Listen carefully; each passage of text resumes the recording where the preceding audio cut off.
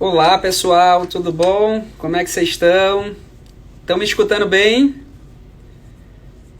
Vocês estão me escutando? Dá só um sinalzinho aí para saber que estão me escutando. Sim, valeu Diogão, tá por aí, Eliane, Doutor Igor, Fábio tá por aqui já também, acabou de entrar, Doutor Rodrigo, o pessoal tá chegando agora, acabei de abrir a live. Ritinha, um beijo grande, meu amigo Rodrigo Langoni, Ana Saboia, o pessoal tá chegando aí aos pouquinhos. Hoje vai ser uma live pra lá de especial.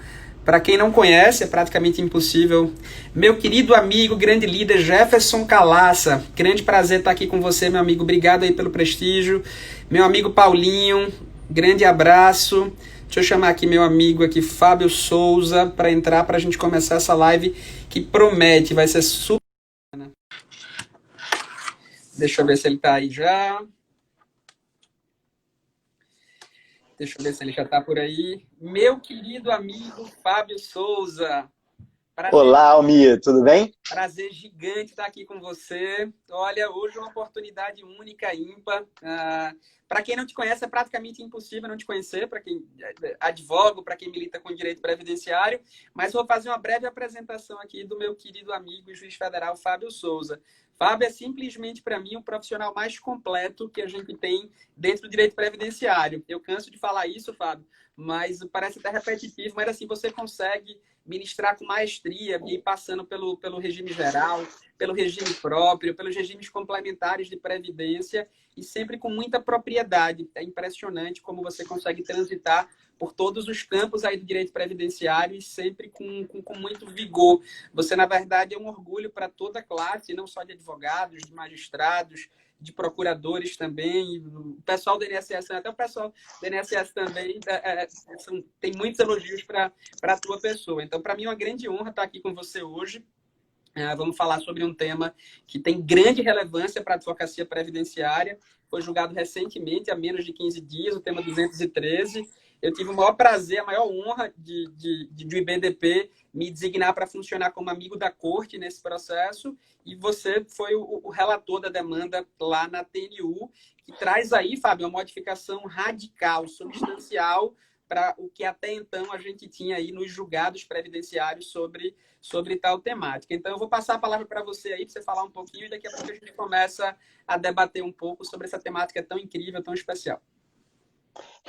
Assim, primeiro dizer que, na verdade, sim, suas palavras são generosas, né, Almir, mas só por conta da amizade mesmo, assim.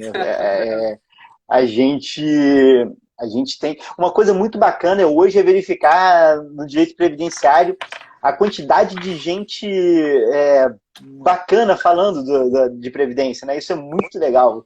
Se a gente compara com o passado, assim, a gente vê hoje muita gente se dedicando ao tema, estudando. Eu fico muito feliz. Eu sou um apaixonado por direito previdenciário e aí, realmente, eu gosto de todos os temas. Eu gosto de direito de previdência privada, previdência complementar, regimes próprios. E a gente se esforça, mas assim, eu fico contente com as suas palavras, mas assim, eu sei a nossa amizade faz com que eu atribua isso à amizade que a gente tem. De jeito algum. Só para interromper rapidinho, porque tem uma pessoa que falou que ia passar brevemente pela live, porque é aniversário dela hoje, ela não ia poder ficar muito tempo.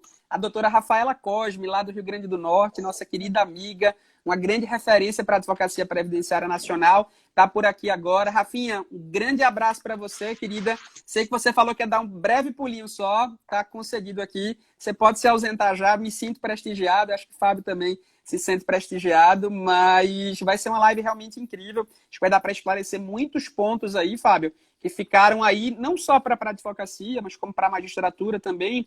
Eu já tive a oportunidade de participar de um julgamento recente, onde a gente solicitou a aplicação do recente julgado do tema 213, e aí foi alvo de muita discordância. A boa parte dos magistrados ainda não tinha lido o voto, não tinha lido o acórdão ainda. Então, até para os magistrados, que eventualmente deveriam estar um pouco mais familiarizados, ainda é algo muito novo. Mas vamos começar lá pelo início do teu voto.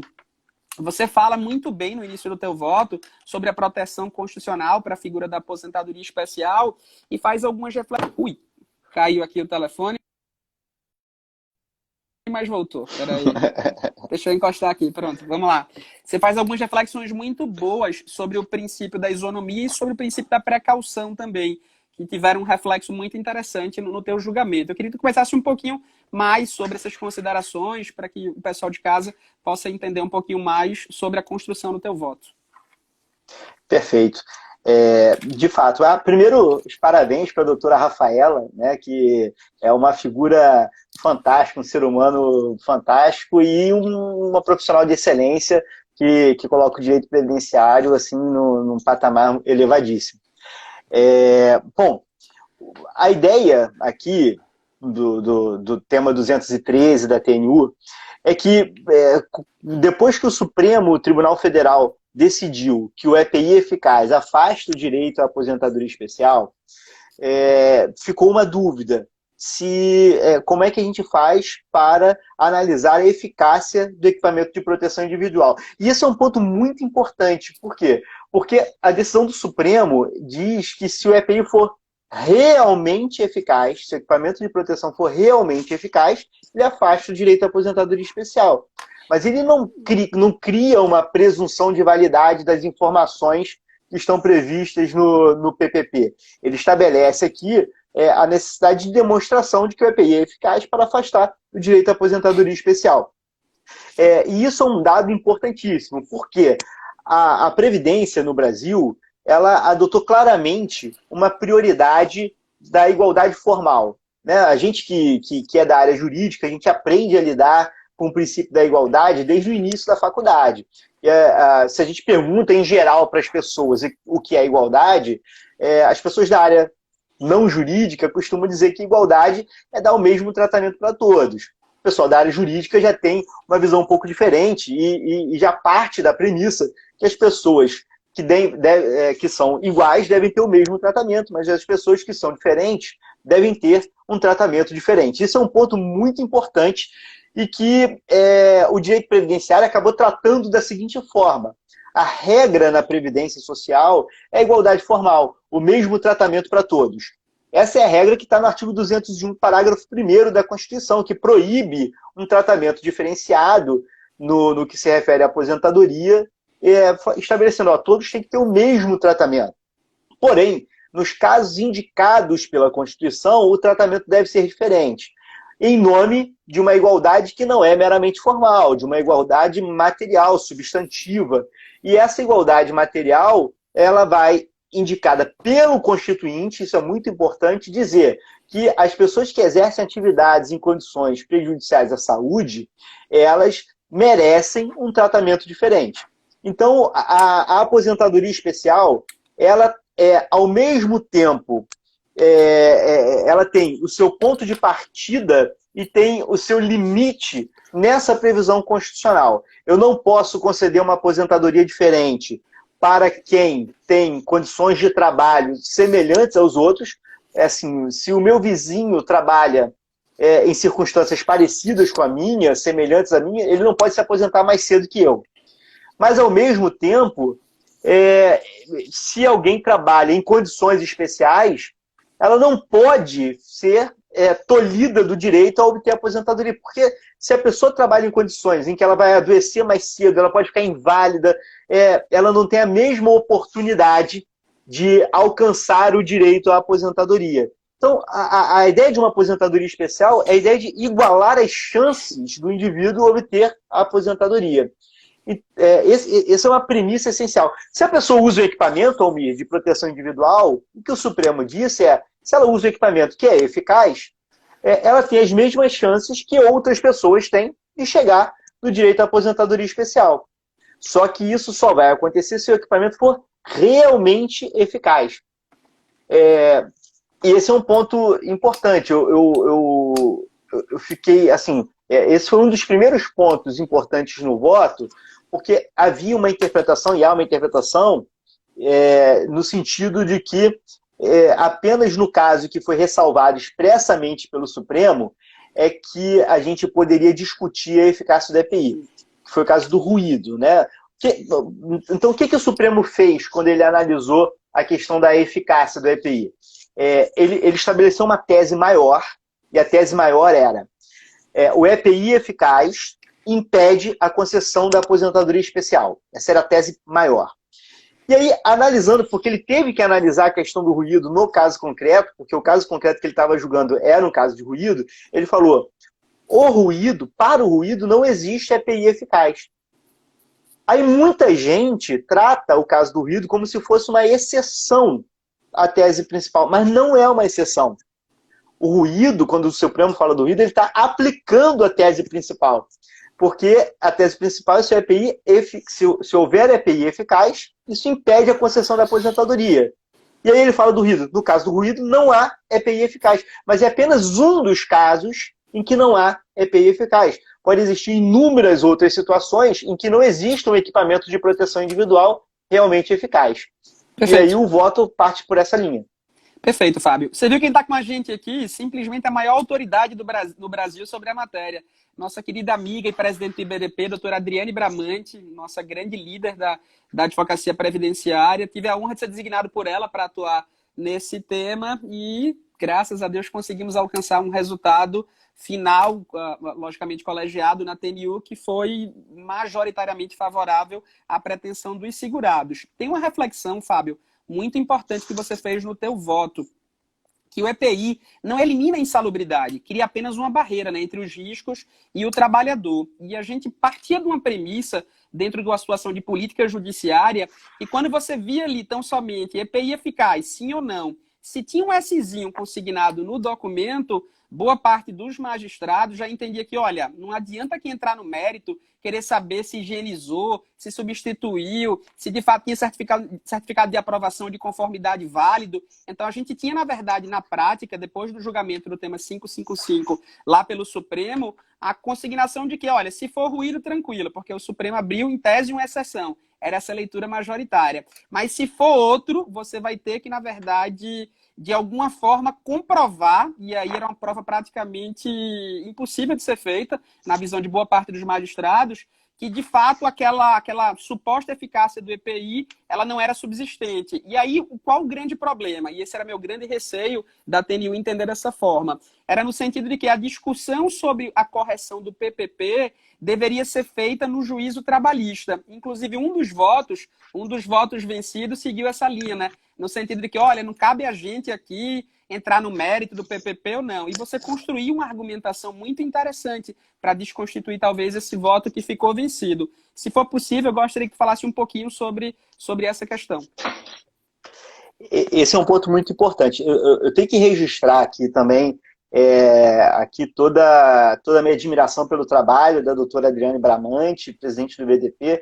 A doutora Adriane é uma referência à aposentadoria especial. O livro dela sobre aposentadoria especial é uma referência nacional, e o trabalho atuante do Instituto Brasileiro de Direito Previdenciário, inclusive durante a reforma da Previdência, que rendeu frutos excepcionais. Então fica aqui também esse meu elogio. Eu só queria saudar uma pessoa que eu não vi se ele passou aqui pela live, mas é o Diego Schuster. O Diego Schuster, não sei se ele passou por aqui, mas é simplesmente uma das mentes mais brilhantes, não só do direito previdenciário, mas é um dos maiores pensadores do Brasil no direito de uma forma geral. O Diego é uma referência, um guri, um menino brilhante assim, que muito me orgulha ser amigo dele, e ele teve, sem dúvida alguma, participação mais do que decisiva, não só agora no tema 213, mas também no IRDR da 4ª Região. Ele realmente é peça fundamental nesse enredo. Então, o Diego e a Adriane, e o Diego Cheruli também, que participou da sustentação oral, são 3 peças aí fundamentais que eu gostaria de saudar, comemorando junto com eles, dividindo aí um pouco dessa questão, dessa felicidade que a gente tem pós-julgamento no tema 213. Mas queria tua consideração, já faço um puxadinho aqui. A Adriane colocou uma ponderação importante. Eu não sei se você já leu o decreto, o novo regulamento, mas ele acaba com a situação que era reconhecida pelo próprio INSS até então. Quando a gente tratava aí de agentes cancerígenos, o próprio INSS, no manual de perícia, já dizia, olha, se o agente é cancerígeno, não tem relevância a figura do EPI. E, aparentemente, o decreto veio hoje num sentido diferente. Então, eu queria que tu respondesse aquela primeira ponderação sobre a competência do juízo trabalhista, que foi defendida ali, talvez, no voto vencido. Eu tive medo de ser a tese, inclusive, majoritária na questão, muito mais pensando como política judiciária do que qualquer outra coisa. E também sobre essa questão do decreto novo, que traz essa novidade aí que, em tese, não é tão positiva para quem está do lado dos segurados. Bom, vamos lá. Eu vou começar com outro elogio, assim, né? Também um elogio ao professor Diego Schuster, que foi citado no voto, aliás, a obra dele, os textos dele sobre o princípio da precaução.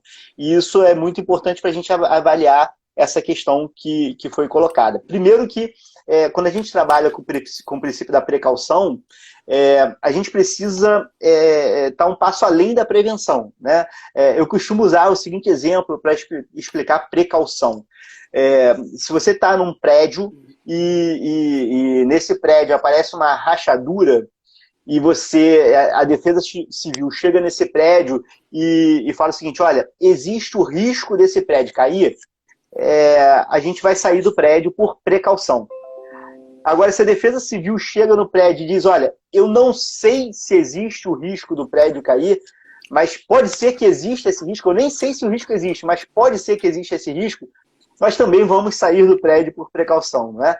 Então, assim, o princípio da precaução é um passo antes até da prevenção. A prevenção existe quando você tem certeza do risco, pode ser que aconteça, e você toma as medidas para isso. A precaução vem antes. Aqui, o Diego Schuster trabalha de uma maneira muito interessante na aposentadoria especial, isso é fundamental. A gente vai trabalhar com a ideia do princípio da precaução. Na dúvida se existe ou não o risco para o trabalhador, a premissa que deve orientar aqui é que existe o risco. Então, na dúvida se o EPI é eficaz ou não, a premissa que deve orientar é que existe o risco. Esse é um ponto importante, só para falar do Diego, aqui da contribuição doutrinária oferecida pelo professor Diego Schuster. E aí, trazendo para a questão da competência.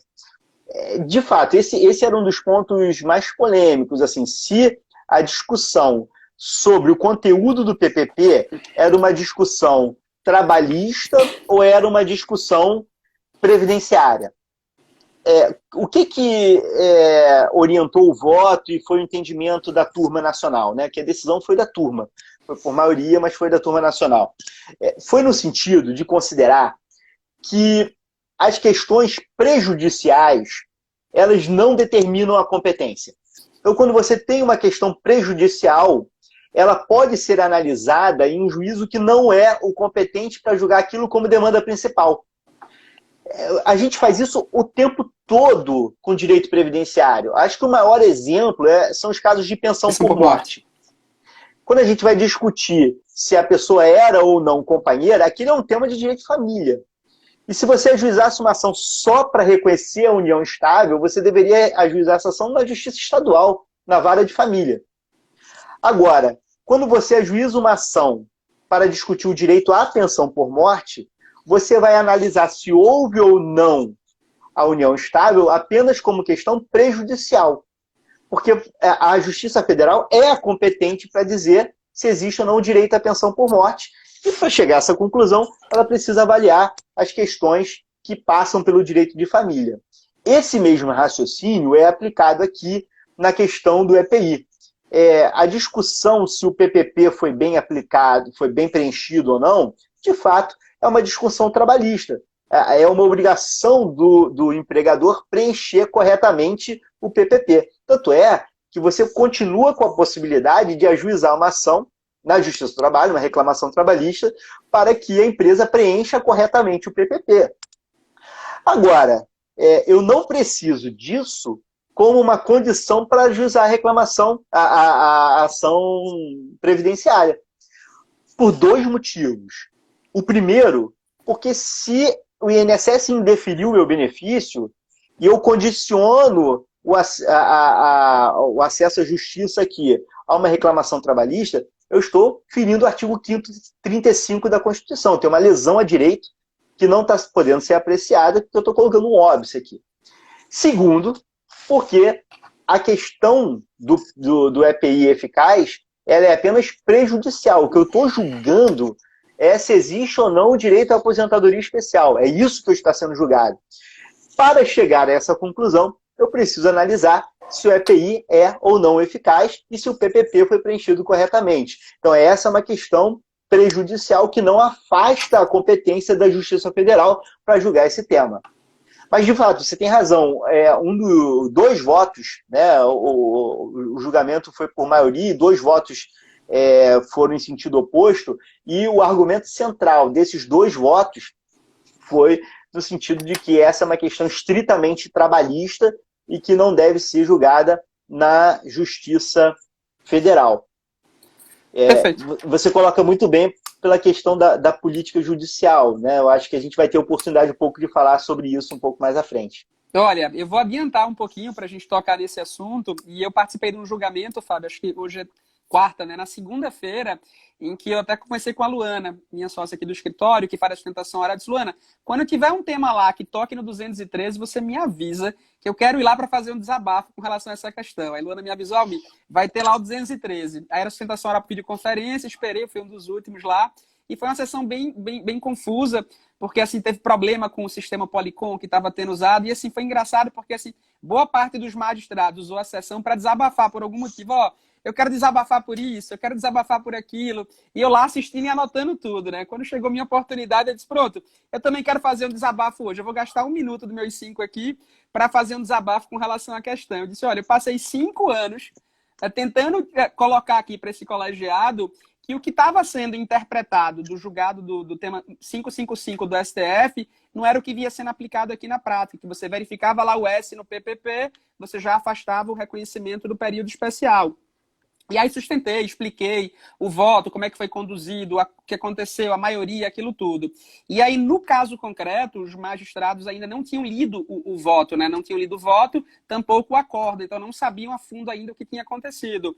Mas ainda assim, um dos magistrados que ia votar na questão, ele falou: olha, enquanto eu não ler o voto, eu vou continuar votando como eu votava antes, até, na verdade, chegar aqui numa situação que eu forme meu convencimento. Mas é bom lembrar que nesse caso, aparentemente, o julgamento da TNU está contrariando o que disse o Supremo Tribunal Federal sobre essa temática. E eu disse: não está, pelo contrário, ele está aclarando o que disse o julgado do Supremo Tribunal Federal, porque o Supremo Tribunal Federal deixou muito claro que, se não houver a certeza quanto à real eficácia do EPI, e há essa necessidade da certeza, né, que você pontua muito bem no voto, em caso de dúvida, deve prevalecer a interpretação no sentido de que aquele EPI não foi realmente eficaz. E aí surgiu a preocupação de uma das magistradas, de como é que vai ser agora? Vamos ter que parar para analisar todos os PPPs, todos os pontos lá que estão no voto da TNU e tudo mais. Então, assim, vai acabar, não vai dar mais para trabalhar aqui desse jeito. Outra, eu vou passar a exigir desde o começo agora que junte a LTCAT. Tem que juntar o LTCAT e tudo mais. Eu ponderei, disse: olha, mas quando eventualmente era em desfavor do segurado, que ele tinha que eventualmente produzir prova no sentido de que o EPI não era eficaz, que a empresa negava muitas vezes a entrega do LTCAT, não havia essa possibilidade de intimar a empresa para trazer LTCAT. Então, assim, a gente tem que ter cuidado para não criar uma situação nova para eventualmente burlar ali o tema 213. Mas, em resumo, não houve uma pacificação, se tirou de pauta o processo para se discutir, para se fazer uma leitura do voto, mas eu tenho uma desconfiança fundada, apesar do voto não caber outra interpretação diversa da gramatical. Ele está muito bem escrito, está realmente muito bem redigido. Creio que vai ter uma resistência muito grande ainda à aplicação prática, com a preocupação realmente da questão da política judicial, da administração de uma vara.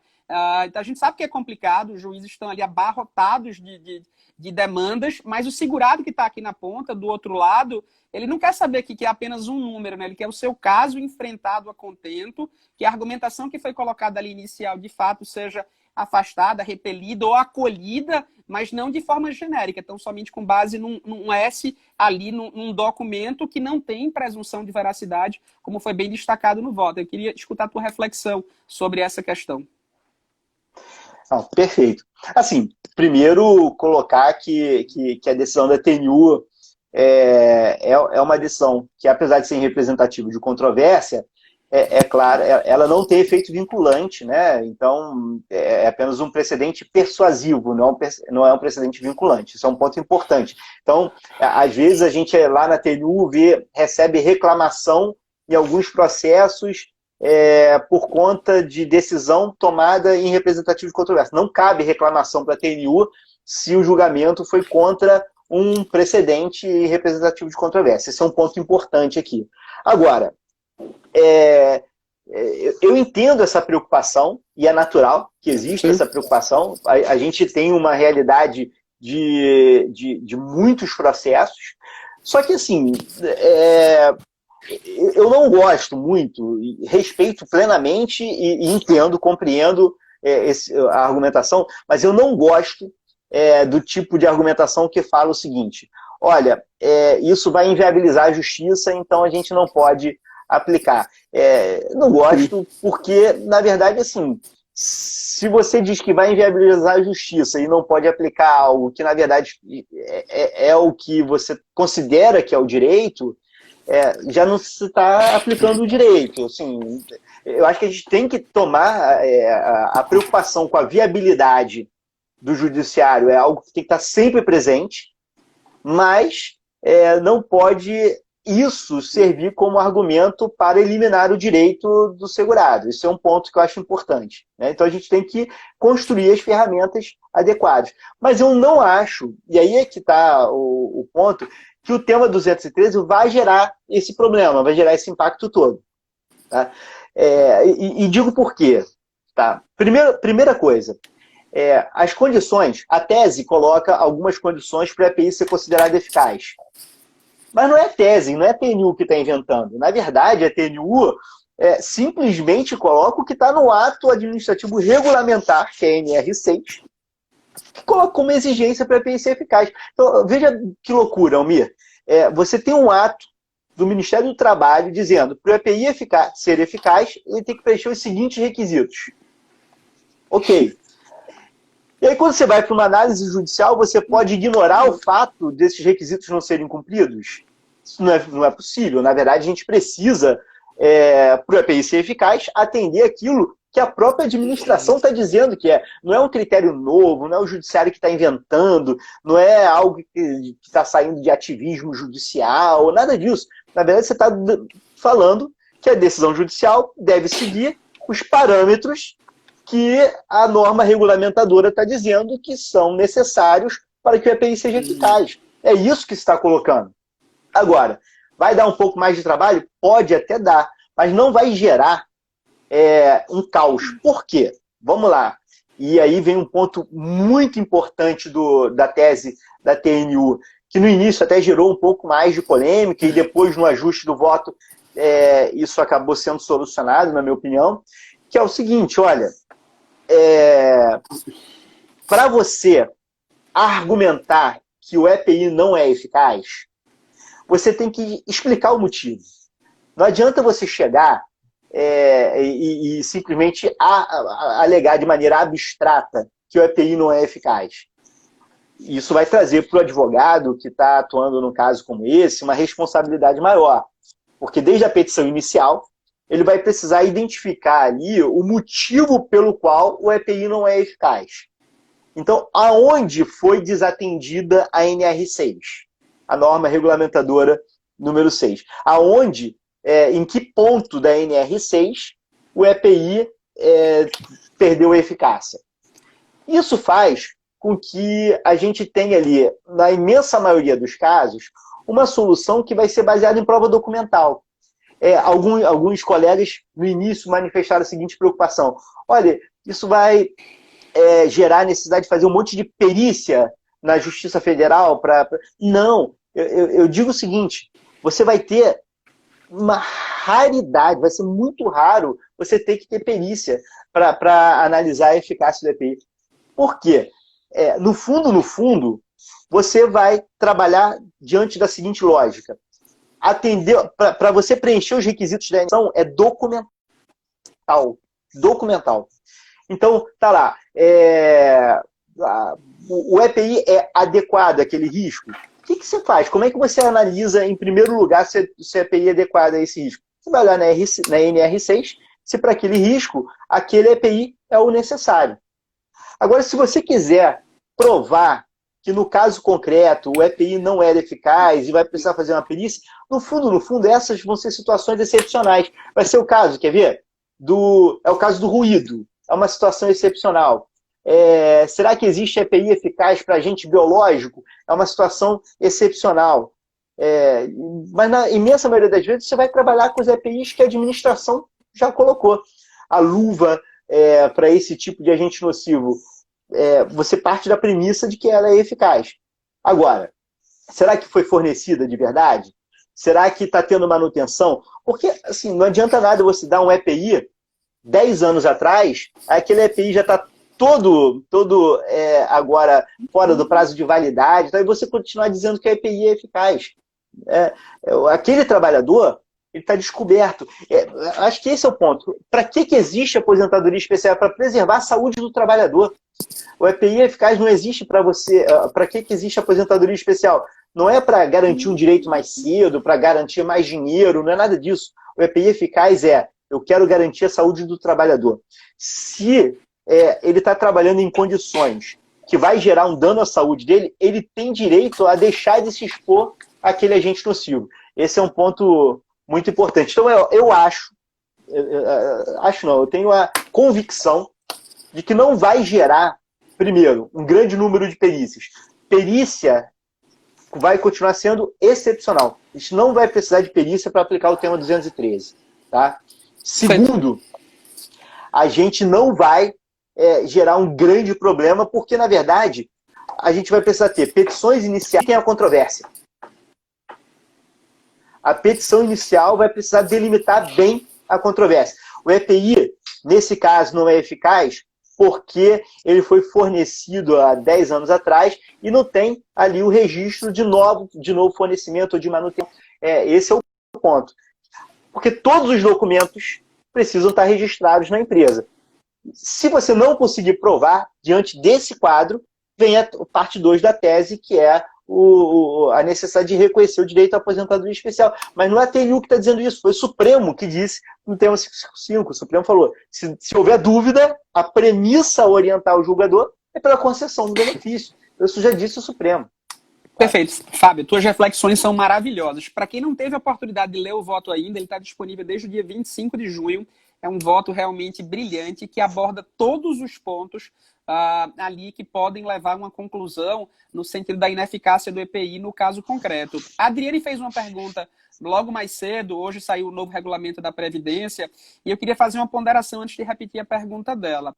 Uma preocupação muito grande que eu tenho em lides previdenciárias, Fábio, é basicamente o seguinte. Vamos imaginar que o segurado conta uma versão para o advogado, o advogado narra essa versão na petição inicial e é designado uma audiência, em qualquer matéria, aposentadoria especial, segurado especial ou qualquer outra. Acabei de ver aqui, daqui a pouco eu boto no carregador. Vamos imaginar que chega na audiência e aí você faz lá a oitiva pessoal da parte autora e a versão na oitiva pessoal não bate ali com o que está na petição inicial. Qual a versão, em regra, que você vai considerar? O que está na petição inicial ou da oitiva da parte autora? Só para concluir, eu vou concluir depois você responde. E aí, onde é que eu quero chegar com essa ponderação? O que eu percebo é que muitas vezes o procurador que está ali representando o INSS, ele desconhece os instrumentos normativos que dizem ali como pensa o INSS sobre aquela questão. Desconhece o manual de aposentadoria especial do INSS, desconhece o próprio decreto muitas vezes, desconhece a instrução normativa muitas vezes. E quando ele vai ali fazer uma contestação, fazer um recurso, ele recorre de forma contrária ao que o próprio INSS defende na via administrativa, no Manual da Aposentadoria Especial, no decreto, né, no regulamentador, e outros instrumentos, em portarias internas também. Então, a ponderação que eu quero fazer, e aí pegando a puxadinha da pergunta da Adriane, eu quero te colocar aqui agora, hoje o decreto ele inovou, né? Ele trouxe uma situação inusitada. Se antes o Manual da Aposentadoria Especial, o próprio decreto e a própria INE deixavam claro que, quando se tratasse de agente cancerígeno, não haveria, na verdade, a figura da eficácia do EPI seria irrelevante, né? Esse requisito sequer seria avaliado de forma mais minuciosa. E hoje o decreto trouxe uma informação contrária. Então, eu queria a tua reflexão sobre essa questão de quando, na verdade, você conta... O INSS tem uma linha e muitas vezes o procurador defende uma linha diversa e muitas vezes essa linha que o procurador defende ali no processo é acolhida em desfavor da linha que é seguida na via administrativa. Isso está levando, Fábio, muitas vezes o advogado a esquecer o Poder Judiciário. Eu conheço vários e vários colegas que estão cada vez mais evitando procurar o Poder Judiciário e levando as questões para a Junta de Recursos, para o Conselho de Recursos e têm obtido resultados maravilhosos. Queria escutar a tua opinião sobre essa questão e também sobre essa novidade de hoje do regulamento que deixa de reconhecer, né, a irrelevância do EPI nos casos de agentes cancerígenos. Bom, vamos lá. A pergunta é difícil, mas vamos lá. Primeiro, deixa eu colocar uma coisa, Almir. O voto é público, está no processo, está disponível, tá? Mas como a gente tem aqui o suporte do ICDS, né, do IDS América Latina, eu posso até fazer o seguinte para facilitar o pessoal que está assistindo a live. Quem quiser, eu posso deixar esse voto disponível no IDS. Na verdade, fazer o download, que está aberto ao público ali, essa informação, e quem quiser, para facilitar, pode mandar o e-mail. Eu vou até botar aqui na... Ó, vou botar a gente pode botar aqui... Enquanto você bota aí, eu vou saudando o pessoal que está aqui na live. Vai botando aí, doutora então, tá Railena, minha querida amiga do Eu não estou conseguindo botar, não, mas... Doutora Aline Galvão, lá de Caruaru, doutor Queopes, meu parceiro, Rita, doutora Luana, doutor Jefferson Calaça, meu querido amigo e líder. Muita gente boa aqui. Rodrigo Langoni está com a gente, doutor Léo Borba, a doutor Totti Marques, do interior aqui de Pernambuco, da cidade de Itabira, deu uma força grande na divulgação da live. Meus sócios aqui, Tiago Cantarelli, Igor, Haroldo, Diogo, Bruno Coutinho, Camila, muita gente bacana aqui na live. Queria agradecer a vocês, pessoal. Já batemos aí mais de 150 pessoas simultâneas e aí aperta o coraçãozinho aí para chegar mais gente aqui para a live, para a gente continuar e bombar essa live. Vamos lá, Fábio, fala aí. O Emerson está aqui agora, um abraço ao Emerson também. Grande amigo Emerson Lemos. Então, um abraço no Rodrigo também. Totti, nossa, o Totti assim, pessoa fantástica, né? Com certeza. Camilinha também. Beijo, Camilinha. Pode falar, desculpa, não vou interromper mais não. Pode falar. Não, então quem precisar do voto pode mandar o e-mail. Eu botei aqui, mas já passou, né? Tem tanta gente comentando que já passou, mas o e-mail é atendimento@idsamericalatina.com.br. Se precisarem, se não conseguirem pegar lá no Deixa eu ver se eu consigo. site. Eu vou tentar colocar, enquanto você fala, é atendimento@idsamericalatina. IDS ou ICDS? IDS ou ICDS? Não, olha, eu acho que o e-mail ainda está IDS. Pode botar IDS América Latina. Pronto, tá? atendimento@IDS América Latina. Quem quiser, na verdade, pede lá, que dá para talvez mandar até o inteiro teor do processo, acredito, aí, para quem quiser. Tá bom? Uma coisa interessante, Almir, também, segunda-feira a gente vai fazer uma outra live, né? Na verdade, a gente vai fazer uma live sobre o regulamento novo da Previdência Social. Ninguém esperava esse regulamento para hoje. Assim, já esperava há muito tempo, mas ele resolveu chegar justamente. Ó, Silvia colocou aqui, atendimento@IDS América... Eita, Silvia, ficou Catina. É América Latina. Latina. Bota aí, pessoal. Muito Quem bem. quiser, manda um e-mailzinho lá que a gente entra em contato e aí... Depois eu falo da live da segunda-feira. Tá, então vamos lá. Vamos responder essas questões. Vou tentar ver se eu lembro as questões agora. Né? Se não lembrar, a gente passa para outra. Bom, o que acontece? Você perguntou o que mesmo, Almir? Desculpa. Você também não lembra mais o que você perguntou, Não, né? perguntei sim. Estou botando aqui o carregador. Porque tá... Mas assim, eu coloquei para você, no momento inicial, aquela preocupação. Peraí, deixa eu... Lembrei. Pronto, vai. Tá? Primeiro no caso dos agentes cancerígenos, tá? Sim. Esse é um ponto, assim, muito importante, mas que o que acontecia até agora? Na verdade, esse é um problema. Que o judiciário, ele reconhecia a inexistência de EPI eficaz no caso dos agentes cancerígenos por conta do regulamento. Então, o fundamento das decisões judiciais era o regulamento. A gente vai precisar agora ver como vai ser desenhada a jurisprudência a partir de agora. Porque o que justificava era o regulamento. E nesse ponto, você colocou uma coisa que é fantástica, importantíssima, e já teve... No caso do ruído, por exemplo, isso foi determinante, tá? no representativo de controvérsia, do tema 174 da TNU, que falava do ruído, a metodologia de medição, isso foi muito importante, que é o seguinte, eu digo nos embargos de declaração que a TNU ajustou ali o voto. Às vezes, o procurador, de fato, ele sustenta no judiciário algo que é diferente do que a administração faz. Eu costumo dizer, e eu estou convencido disso, que a cabeça do procurador do INSS está mais próxima da cabeça do juiz do que da cabeça do servidor do INSS. Né? Então, a forma de pensar é mais próxima o procurador se aproxima mais da forma do juiz pensado do que da forma do servidor do INSS. E aí gera esse tipo de coisa. Meus amigos, assim, acreditem num detalhe, o juiz falando aqui, né? O juiz não necessariamente sabe, até porque não é tarefa dele saber, que a forma como o INSS decide.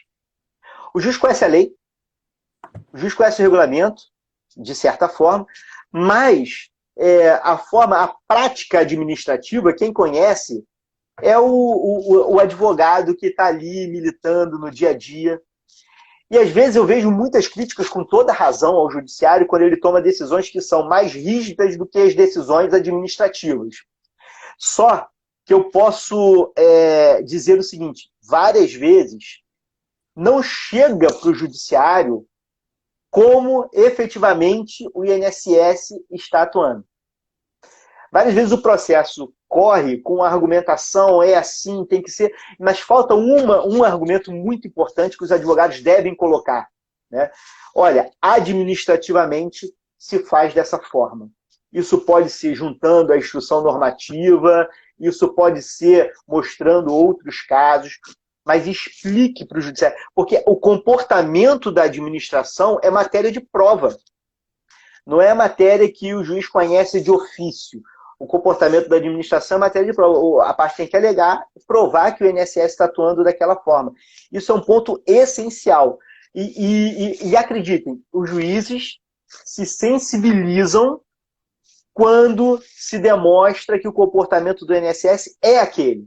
É claro, assim, você vai ter alguns que não vão se sensibilizar, vão ter situações. Mas, em geral, quando você diz, olha, mas o INSS está definindo nessa situação, é a informação que falta. O dizer claramente, não só argumentar, tem que ser assim por conta da interpretação, não, se diz, tem que ser assim por conta da interpretação, mas, além disso, não tem controvérsia real sobre esse ponto, porque nós temos ali o direito. Posso usar o tempo mais um pouquinho para dar um exemplo sobre isso? O tempo é todo seu. Vá-se embora. Olha só, um caso que é assim, emblemático, né? E que a gente vai voltar a discutir agora com o novo regulamento. O período intercalado em gozo de benefício por incapacidade conta como tempo de contribuição, o INSS reconhece e vai continuar a reconhecer agora, né? O regulamento coloca ali que continua valendo. Então, o período intercalado conta como tempo de contribuição. Agora, a jurisprudência, a questão controvertida é que o INSS não reconhece como carência e a jurisprudência diz que tem que ter carência. Inclusive, não sei se você ficou sabendo, mas eu fui relator, eu estou convocado no TRF da 2ª Região, eu fui relator de um recurso de uma ação civil pública com efeitos nacionais para estender para todo o país a decisão que reconhece os efeitos de carência também para esse período, né? E o INSS editou um ato normativo com efeitos nacionais com base nessa decisão do TRF2. E aí o que acontece aqui? O judiciário, às vezes, começa a criar alguns empecilhos onde não tem controvérsia. Isso que é curioso, porque a controvérsia vale como tempo de contribuição e tem que valer também como carência. Aí o judiciário começa a dizer assim, tudo bem, mas para ser período intercalado, não pode ter só uma contribuição depois do auxílio-doença. Ou tem que ser uma contribuição imediatamente após a cessação do auxílio-doença. E o INSS não exige isso para você reconhecer o tempo de contribuição. O INSS, para reconhecer aquilo como tempo de contribuição, para dizer que aquilo é período intercalado, se você pagar uma contribuição, já é automático. Aí, olha, qual é a controvérsia real? A controvérsia real é se aquilo vale como uma carência ou não, e não se aquilo é período intercalado ou não. Então, se administrativamente o INSS reconhece aquele período como período intercalado, não cabe ao judiciário criar empecilhos, não cabe ao judiciário ficar criando obstáculos. O INSS já reconhece. A única questão controvertida é se, além de tempo de contribuição, vale também como carência. E isso é uma matéria de direito, não é uma matéria de fato. Né? Aí a gente vai criando esses obstáculos e o judiciário, às vezes, cria uma situação que não existe no ponto de vista administrativo. Então, trabalhando com e aplicando isso aqui na aposentadoria especial, tudo aquilo que administrativamente se reconhece como tempo especial, eu tenho plena convicção. O judiciário tem que reconhecer também. Se a administração já reconhece como tempo especial, em tese, o judiciário não pode, em uma tese diferente, se opor ao reconhecimento daquela aposentadoria especial, porque a função do judiciário não é criar o conflito. A função do judiciário não é sequer um controle objetivo de legalidade. A função do judiciário é resolver os conflitos. E se a administração está reconhecendo, você não vai... Deixa eu fazer só uma parte, prévia a parte. Diga. Em certa situação, eu não lembro, alguns anos atrás, tinha uma matéria que era pacífica na via administrativa, e nessa época eu fiz uma audiência, eu fui e ponderei, Sua Excelência, nesse caso aqui, o próprio INSS já decide assim. Ela brincou, ela disse, sim, mas se o INSS decide assim, por que é que foi negado? Por que é que está aqui a questão? E aí até tu explicar que, eventualmente, o INSS, a gente tem uma ideia que é um órgão só, que é tudo uniforme, que todo servidor conhece todo o regramento. Não, na prática, infelizmente, entendeu? Cada servidor é um mundo diferente ali na questão. Então, a mesma lógica vale para o Poder Judiciário, para a advocacia. Eu costumo brincar que o Poder Judiciário e a advocacia são entidades compostas majoritariamente por excelentes profissionais. Mas eu vou fazer uma crítica aqui agora, porque, assim, advogar em alguns juízos aqui de Pernambuco é mais difícil do que advogar na Coreia do Norte, entendeu? Os colegas, na verdade, colocaram aí algumas questões. Aqui não adianta, aqui em Pernambuco é assim e tal. Então, assim, majoritariamente, a gente tem excelentes magistrados, excelentes advogados, mas tem juízos aqui que, infelizmente, eu prefiro a Coreia do Norte. Agora deixa eu fazer uma parte. Os juízes que eu conheço de Pernambuco são excelentes. São maravilhosos. São maravilhosos. Eu sei.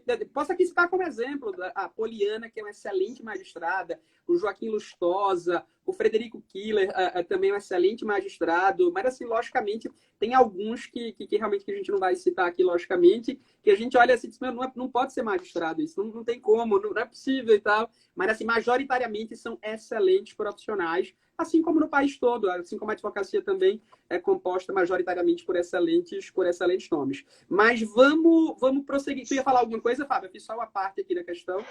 Não, eu ia falar que, assim, é muito legal quando a gente pega uma petição de um advogado que realmente entende do negócio. Assim, e felizmente tem cada vez mais. Né? Porque dá uma confiança para o juiz enorme quando você está analisando um caso bem redigido de aposentadoria especial, que o advogado realmente consegue enfrentar as questões todas. A gente faz muita questão na pós-graduação, né? A gente dá aula em alguns lugares, mas na pós-graduação do ICDS, que a gente trabalha com bastante atenção, e inclusive faz os workshops de treinamento, enfim, de fazer petições iniciais, de treinar os alunos para construir petições muito bem redigidas e construídas. Isso acho que é fundamental. Isso traz uma segurança para o juiz, assim, excepcional, sabe? É muito bacana. Ó quem tá aí na live, meu irmãozinho, Teodoro Agostinho. Almir, seu cabelo e sua barba estão impecáveis. Telzinho, eu já tentei fazer aqui, mas não deu certo não. O salão que eu frequento, via de regra, continua fechado aqui. Eu acho que eu vou lá no Japa, em São Paulo, no seu barbeiro, ver se resolve. E amo, irmãozinho, beijo pra tu. Mas, assim, uma ponderação importante, Fábio, é que no teu voto originário, você condicionava, logicamente, o acolhimento da possibilidade de desafiar a eficácia do EPI ou impugnação prévia na via administrativa. Depois o voto evoluiu para construir uma maioria no sentido de que poderia ser impugnação na via judicial. E você estabelece ali, acho que em rol exemplificativo, quero achar que não é um rol exaustivo, que você pode falar da ausência de adequação ao risco da atividade, que você pode falar pele a pele, pronto, eu vou lá em São Paulo no salão da Adriane. Você pode falar da ausência de adequação à atividade.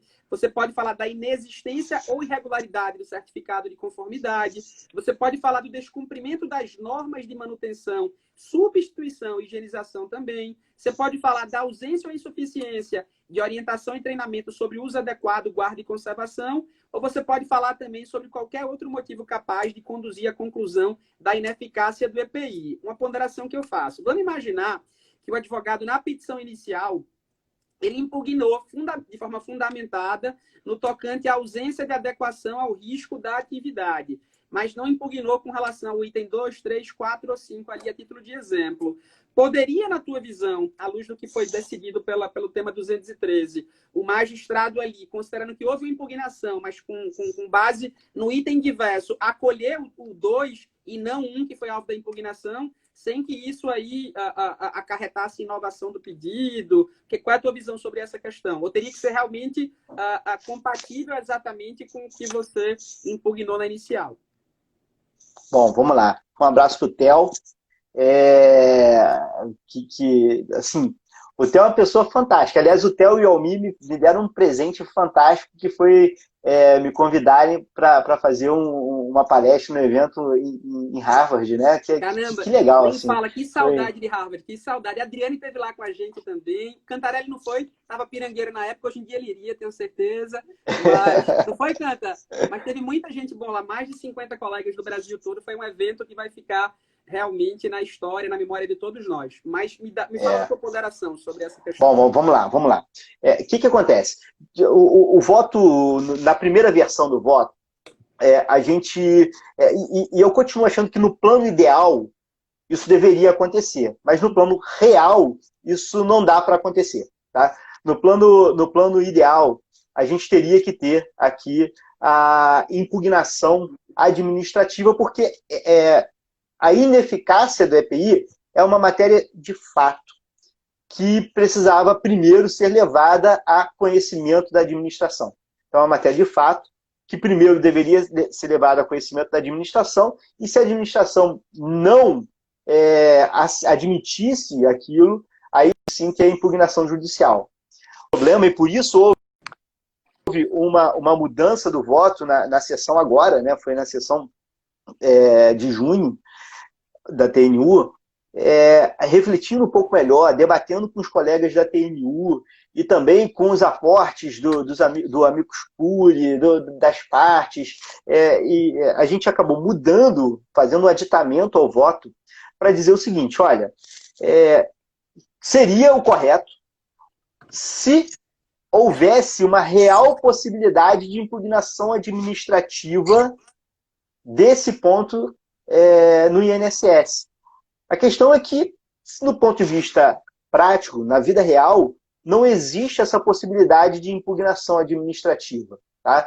Então, não existe a possibilidade de impugnação administrativa. Como consequência, você pode argumentar essa matéria de fato diretamente no judiciário, porque você não tem um caminho para levar esse argumento administrativamente, um caminho verdadeiramente efetivo.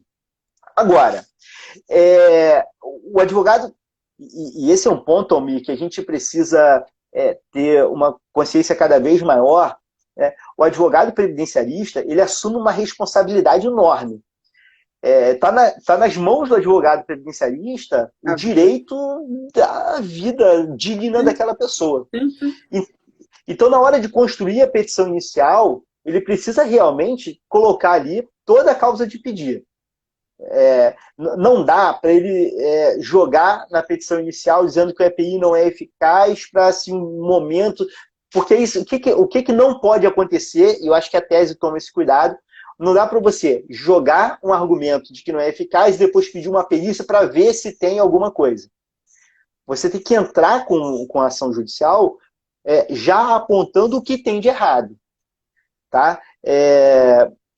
Isso não descarta a possibilidade de, eventualmente, o juiz, constatando que estão presentes outras causas para a ineficácia do EPI, ele reconhecer e, de fato, ele chegar à conclusão que a EPI não é eficaz, mesmo que não esteja colocado na petição inicial. Mas eu não reconheceria ali uma obrigação do juiz fazer essa análise completa se não tiver argumentado na inicial. Tá? Então, assim, respondendo a sua pergunta, o juiz pode reconhecer. Diga. Uma visão sobre a ação probatória autônoma. Tu acha que é cabível para alguns pontos ali do item 1, item 2, item 3? Você acha que seria compatível com o tema ou você não vê ela com bons olhos? Então, assim, a ação probatória autônoma ela é compatível, só não sei se é eficaz, sabe? A ação probatória autônoma, eu não sou um grande entusiasta dela para o direito previdenciário, tá? Eu acho que cabível ela pode ser ajuizada. mas talvez não seja a melhor estratégia. Talvez a melhor estratégia seja mesmo na ação de conhecimento você fazer essa análise. Tá? Veja, olha só, de fato, a relação ela traz os pontos da NR6. E você tem ali, o que ele quer dizer? Ó, ausência de adequação do risco da atividade. É o EPI para aquele risco? Porque não adianta dizer, tem EPI eficaz? Sim. Aí você vai ver o que é. Você olha lá no CA, está dizendo luva de látex. Qual é o agente nocivo? Eletricidade. Então, assim, não é o EPI para aquele. Isso é o argumento que você tem que trazer na inicial. Sim. Não dá para você juntar o PPP e esperar o juiz e depois você só alegar isso no recurso. Né? Você tem que alegar aquilo na inicial. Você verificar se o certificado de conformidade ou de aprovação do EPI, se ele está ok ou não.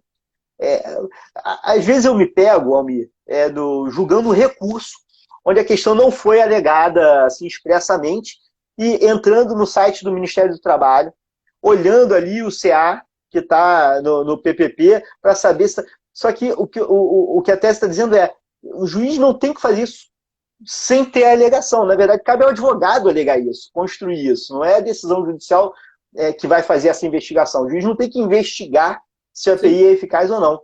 Isso tem que ser trazido pela parte e o juiz vai julgar com base nas provas, né? E não investigar esse ponto. Eu já julguei casos em que, de ofício, eu olhei se o CA estava ou não compatível e o CA era posterior à data que estava mencionada no PPP e aí a gente considerou que não, a turma recursal considerou que não havia EPI eficaz por esse ponto. Agora, olha só que coisa, não tinha sido argumentado pelo advogado nesse caso. O que não dá eu sempre brinco nas aulas que o advogado não pode ficar contando com a sorte do juiz e olhar. Ele tem que trazer isso. Se ele não alegar, ele não vai poder depois dizer que houve um erro em procedendo ou meio um erro judicando no seu recurso. Ele vai ter que trazer isso desde o início. É esse o ponto da tese.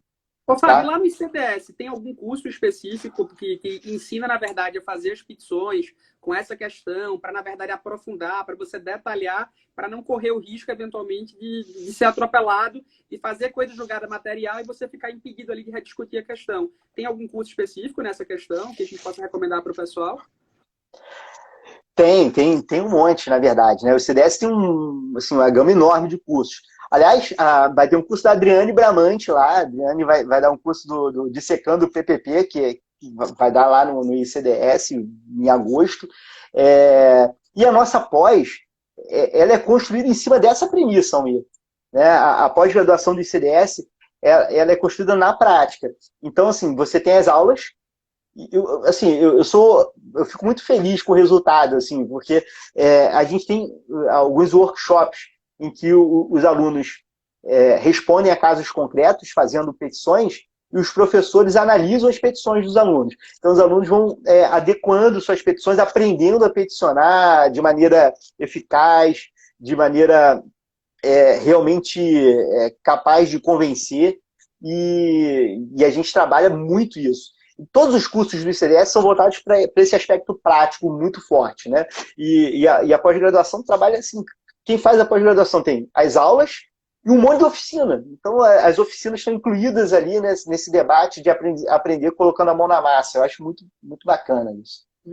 A gente só tem 1 minuto e 30 segundos. E aí algum colega perguntou a Natália, mas exceto o argumento do CA, o segurado não dispõe de outros meios de prova quanto à eficácia do EPI? Tem diversos, assim. Tem um rol, na verdade, no tema 213, que foi muito bem estabelecido. Mas a Thalita falou alguma coisa. Vamos dar desconto para associados da APREV aí, Fábio e Almir? Vamos lá, vamos fazer algum convênio aí da APREV, que é a associação local aqui da gente, com o ICDS, para premiar o pessoal que esteve aqui com a gente nessa live. Fica atento aí no grupo lá da APREV, que a gente vai soltar alguma coisa com brevidade. Fábio, a gente tem 53 segundos. Aí, tuas considerações finais, para me despedir depois aqui também do pessoal. Por mim, eu renovava, fazia mais 2 lives.